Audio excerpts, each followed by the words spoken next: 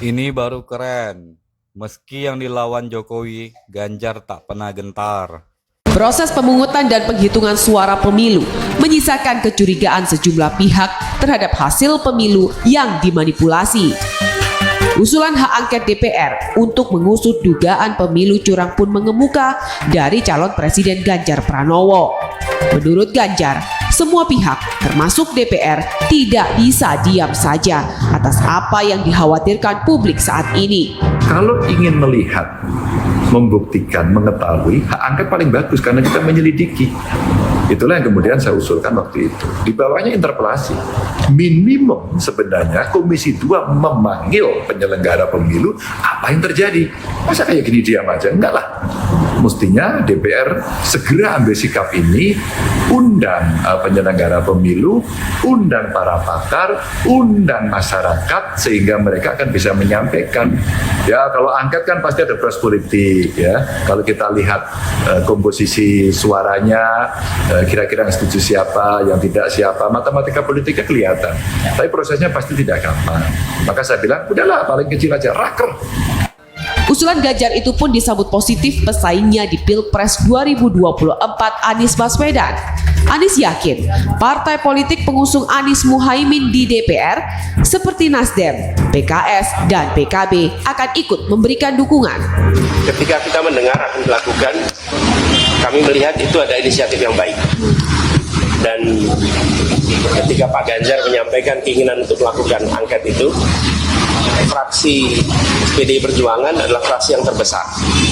Kami yakin bahwa koalisi perubahan, Partai Nasdem, Partai PKB, Partai PKS akan siap untuk bersama-sama.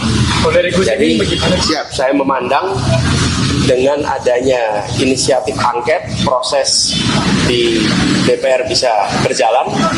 Kami siap dengan data-datanya, dan di bawah kepemimpinan fraksi terbesar, maka proses DPR bisa berjalan. Saya yakin Partai Koalisi Perubahan siap untuk menjadi bagian dari itu. Sementara itu, calon wakil presiden Gibran Rakabuming Raka menanggapi usulan penggunaan hak angket DPR untuk mengusut dugaan kecurangan di pemilu 2024 sebagai bahan evaluasi dan masukan. Masalah hak angket, segala kritikan, evaluasi, demo, ataupun surat-surat terbuka, apapun itu ya kami tampung sebagai bahan evaluasi, masukan, dan lain-lain ya. Yes, matur nuwun Pak Ganjar untuk masukan-masukannya.